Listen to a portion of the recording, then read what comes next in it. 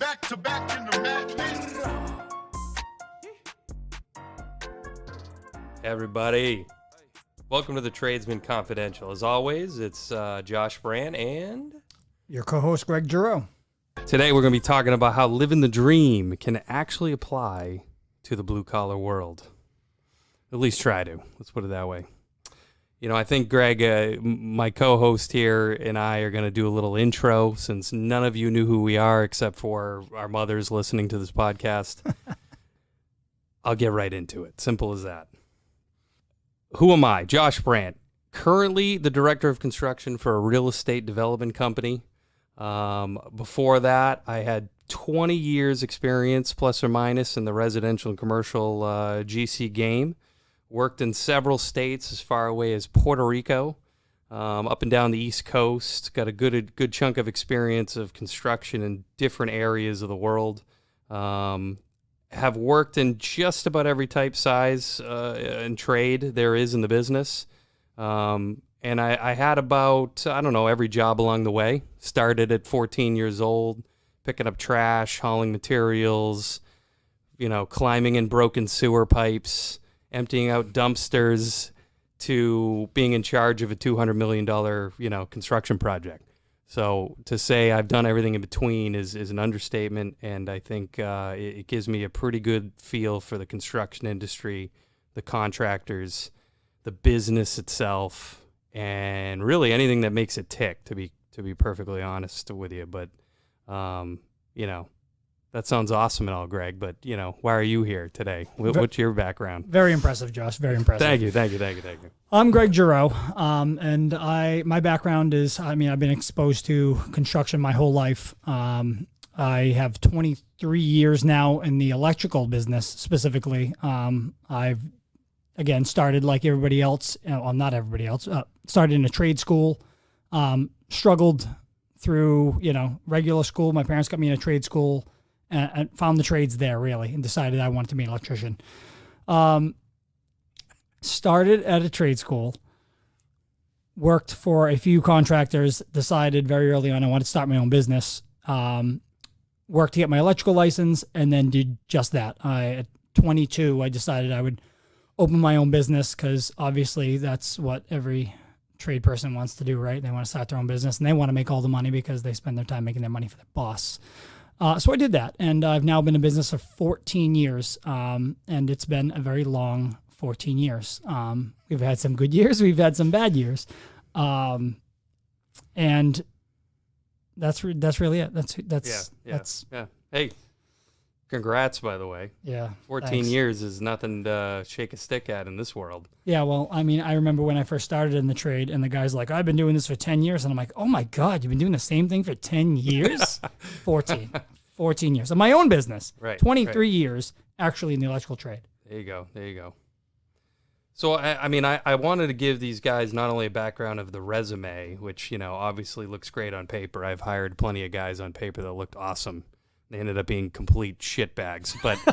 But no. To me, why are we doing this, right? Why are we sitting here? Why are we talking other than hearing our own voices is incredibly sexy. But besides that, why are we here, right? I can tell you my story, and I want everyone to hear yours because I think it's really even going to be more relevant to mine. But, my story really came as an outsider looking in. I watched my father for 30 plus years, leave the house 6, 7 a.m., return at 5, eat dinner, return phone calls from 6 to 8, work on estimates on the couch till 10 o'clock, and most nights pass out with the pencil in his hand or in his ear, trying to have 1 minute to himself before he would, do it all over again the next day. Yep. And I just remembered watching that growing up saying, there's got to be a better way. There's got to be a better way.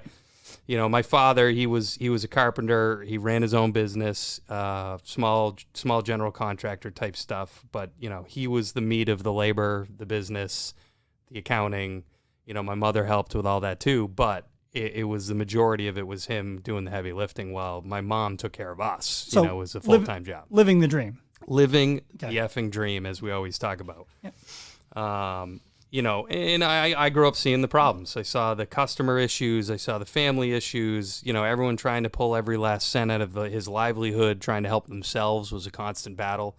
I remember overhearing it, and at the time, I was too young to truly understand what was really happening, but the dude was fighting for his livelihood on a regular basis. Every day. Because everyone thought that they could get it cheaper by somebody else, you know. So Problems still exist. It still exists, live and in charge today, which is sad to see, you know. But, you know, the funny story I have, I guess, is the day he tried to get me to join the quote-unquote family business as it was proposed to me. And I said, the family business, you know, all right, it's me and you. So, but he did it, you know, again, he was a good carpenter. I'd say he's not a great businessman. Not much like most tradespeople. That's the way I proposed it. And, you know, he this is a perfect example. We did a roof. It was late August, right before I went back to college. We're doing a roof. And he says to me, you know, day 3, it's 150 on this roof, and we're both just done. 3 days roofing by ourselves, just the two of us.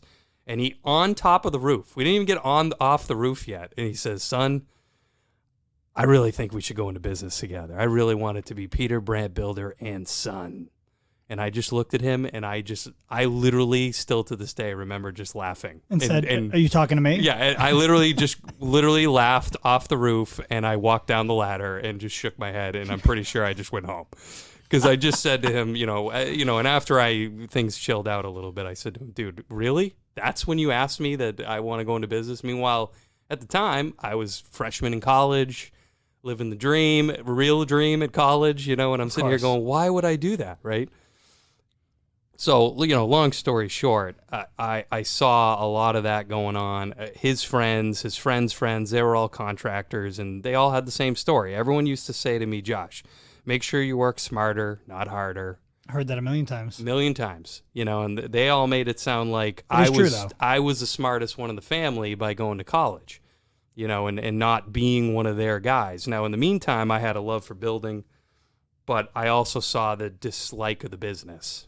So it was part of the reason. I'll get into some other reasons when we get into some other stuff. Part of the reasons why I went to college wasn't just that, but that was one of the reasons. I mean, I looked at how hard these guys were working and beating themselves to death, and I said, man, there's got to be a better way. Yep. But again, I still loved building. I still loved engineering. I actually started in college in architecture and realized that was just fucking art school and said, I'm out, Sure. I appreciate it. Don't get me wrong. I appreciate architects and what they do. And, it's not for you. There are people, well, that's part of the reason why I changed. I mean, I saw the talent that some of these guys had in some of the projects we did just in freshman year. And I was like, I am out of my league. Out of my league. Not my thing. You design it, I'll build it. You're right. And that was the shift into the construction side of the world that I went to, and it was a good move for me, right?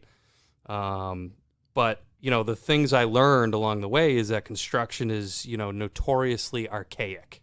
It's usually, they say 1, maybe 2 generations behind as far as technology, adopting new programs, adopting different ways to do things. It's kind of like that hand-me-down program of one generation passes the knowledge to the other kind of affects that. I see it every day. And it's good in the sense you're getting real-world knowledge from veterans, but at the same time, you're never seeing a new way to do things, or it doesn't promote entrepreneurship or change. Yeah, exactly. No change. And I think that's part of the problem, again, that we're here to talk about. That's part of the thing that energizes me to say, hey, shed some light to these guys that there's a better way to do this. There is. There is. There absolutely is. So, Greg, what's your why? Well, Josh, I decided to start this podcast because I would really like to help tradespeople and those in the trade who own their own business. I've been doing this for over 20 years, and I hear the same complaints over and over every day. From all kinds of tradespeople, but it all stems back to the same struggles. Most of these struggles are people that just don't know how to run a business, and knowing how to properly value their time It's I think the single biggest problem, because at the end of the day, that's all we have. But nobody actually sees the value of their own time. They're too concerned about just getting the work done because that's what they're good at, and rightfully so. But at the same time, if you're going to run a business, you got to understand that your time is worth money, and anybody who decides otherwise is wrong. And I think that's a huge problem in this business, and I'd like to really just shed some light on that to people and let them know that they're not alone. Everybody feels the same way, and we all struggle with it, and it sucks to watch because there's so much potential in so many of these tradespeople. Right. And I just watch them get burnt out day in and day out. I have conversations with guys, and it's every day that, I'm crushing it, I'm killing it, everything's great. And I'm like, oh, that's great. And then I see them 2 weeks later, and they're like, dude, I'm broke, I have no money, I don't know what to do, I don't have any guys. I'm like, well, what happened 2 weeks ago? Right. They just don't have balance, and they don't understand what it really takes to run a business. And despite what anybody thinks, it's incredibly hard as a small business in this country. Incredibly hard. Well, this administration ain't making it any better, buddy. No, we won't go down that road, but yes. So that's why this is a bipartisan podcast. Disclaimer. Maybe. Some days. Yes, depending on the topic. But that's truly why I decided to do this. I think, Greg, we've done enough damage for today on living the dream. What do you think? Yeah, what do you think? We've done plenty. So all right, folks. I mean, honestly, this was meant to be an intro to us. What are we going to be talking about? What are the topics we really want to tackle in the future? And hopefully, you guys stick with us for more of it because there's plenty to talk about. Shit. Wrong button.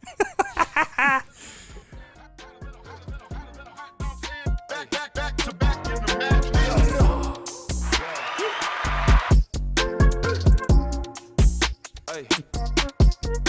Yo.